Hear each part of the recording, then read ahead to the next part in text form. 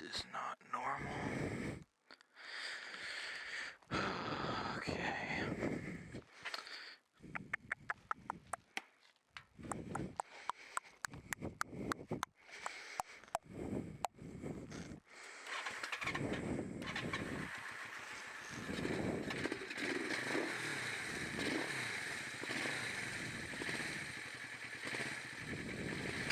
Alrighty.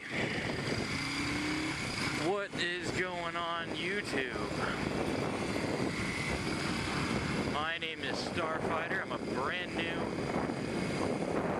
motovlogger from Oregon in the fantastic United States of America. So yeah, this is my first go at a video.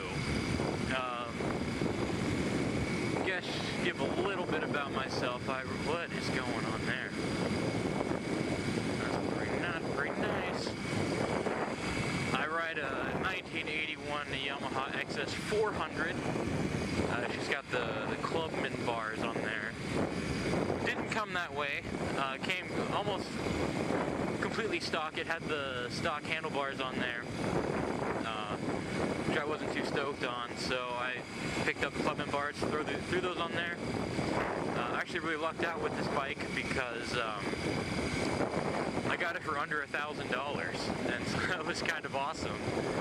It was a really cool guy that I bought it off of Craigslist. So my first bike I've been riding for about a month probably, so not very long. Definitely having a great time on it so far. And I decided to might as well document my journey on a motorcycle. It was actually motovlogging that got me into motorcycles. I thought they were cool before. When I was growing up, across the street from my house, there was a guy that lived there. He rode a Harley. It was a really cool Harley, and I was like, 4 or 5 years old at the time. And I had this plastic, I think they were like Power Wheels or something. It was a plastic Power Wheels Harley type machine.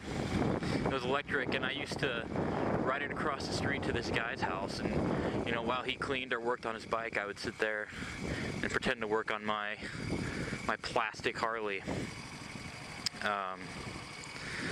So it kind of got me the bug from a young age, pretty young. And then I went on from there. I always loved, I always did love bikes and stuff like that. And then it took a long time, well, not really a long time for me to get one. I'm 18 years old right now. I asked my parents for the first time for a bike when I was 16 years old. They considered it, weren't too stoked about it, but ultimately they said no. And I got my driver's license. I drove around for a couple years, watching motovloggers and stuff like that. Oh, my seat's falling off. Wonderful. Lost my train of thought.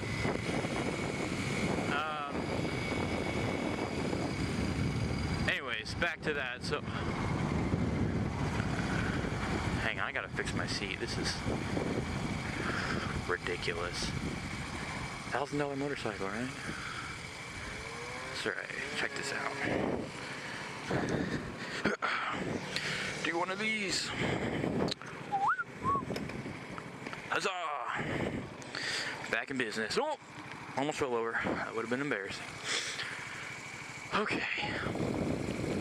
Anyways, it took me a few years to watch motovloggers through the tiers between when I got a bike and when I first wanted one. And turned 18.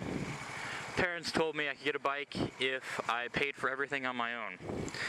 Now, keep in mind, they said this with the knowledge that I am terrible with money, and that's a fact. I am terrible with money. I was never really good at saving or anything like that. So they said, all right, you want a bike? You're 18, you pay for everything, you can get a bike. So You know, at this point I'd been wanting one since I was 4 years old, so I was just like, okay, well, fine. So I got a job, summer job at an arts festival, arts organization in my area, and ultimately that ended up paying for everything. Paid for the MSF. Well, in Oregon, it's called the Team Oregon class, but took the Team Oregon class. It's the same, basically the same thing as we use MSF material, so it's pretty much the same thing. Oh man, we're off. So yeah, so I saved up, did that whole thing, and much to their dismay, I ended up getting enough money to buy a bike and pay for insurance and everything on my own. So here I am, 18 years old, bought my bike, did everything on my own. They didn't think I would, so I did. And that, you know, I'm always like that. You know, whenever anyone says that I can't do something, I'm more inclined to do that thing. I want to do it more for whatever reason. So yeah, here we are, my 81 Yamaha XS400. Kind of a cafe racer, kind of not. It doesn't have a cafe seat on it. It has a standard seat, but has the cafe bars. Whenever anyone sees it, it was weird for me because I had never had a vehicle before that, well, I've only ever had one vehicle, that people checked out. It was odd, you know, to be riding along and here's, you know, this person checking out my bike. You know, my car is a Dodge Stratus, so it's kind of a weird experience for me to have people checking out my bike or what I ride. And you know, I've had a great time so far because of how awesome the community is. You know, everyone I've met, I haven't met a main person per se yet on the bike, so I'm definitely having a great time. It's definitely, I think that'd be a lifelong thing for me. It was kind of interesting with the vintage bike thing. I was a little apprehensive before I bought it because you hear these things online all the time of, you know, don't buy vintage bikes for your first bike, don't do this, don't do that, because, you know, a lot of things go wrong on them, and that's absolutely true. I've had things go wrong on this bike for absolutely no reason at all, and, you know, but that's part of the fun thing about it, you know? Well, for some people, I think it can be a pain in the ass sometimes, you know, if you want to go out and ride, but you can't because you don't know why your bike won't start. But, you know, it's just, you know, one of those things. I like the look of the bike. I don't have a problem learning how to fix it because that's something I want to learn how to do. I don't want to be at the,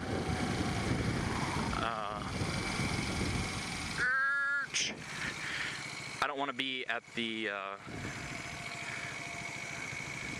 whim of everyone else. You know, I don't want to have to bring my bike into the shop every time a little thing goes wrong with it. So, you know, I like working on it and that kind of thing. You know, recently my bike's been doing this weird thing. It's dual carbureted, right? So I have two different carburetors, and I'm not sure what the, you know, the rubber corridor is called, but it goes into a rubber corridor, and it keeps popping out. And so the weird thing about that is that, you know, the carburetor pops out so the bike doesn't start. And it's been sliding out for no reason at all. So, you know, I've been having to figure out how to do that. So lately I've just been riding around with two different screwdrivers on me to, you know, slip it back in and tighten it up whenever that happens. Oh, by the way, there's Oregon's first ever In-N-Out burger right there. Wait times have been like 3 hours for people. It's ridiculous. I would never wait in line that long for a burger. Maybe we'll go check that out later. But see all those orange cones over there are for parking. When it first opened up, it was absolutely insane. There were people, you know, all night. There were people that stayed overnight to wait in line to get a burger, and it's just, do these people not have jobs? You know, it's like one of those things. I'm actually on my way to Chipotle right now to get myself a burrito. So, the Chipotle here is relatively new. See, the thing with where I live in Southern Oregon, right? So, we're different than everyone else in that everything happens slower here. So, Chipotle's brand new, In-N-Out's brand new. Well, In-N-Out is kind of an exclusive thing for most places anyways. But, you know, we start, you know, REI, we didn't have REI before, and that's brand new. So, you know, things just happen slower. But, you know, it is what it is. You take what you can get with what you have. Oh.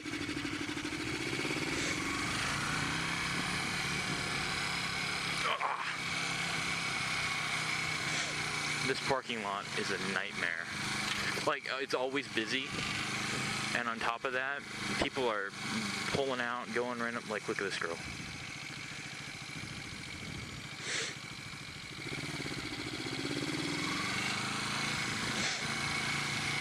So this parking lot's a madhouse.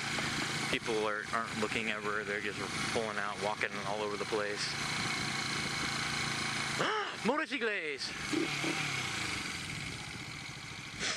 So, I'm gonna enjoy my burrito and I'll be back.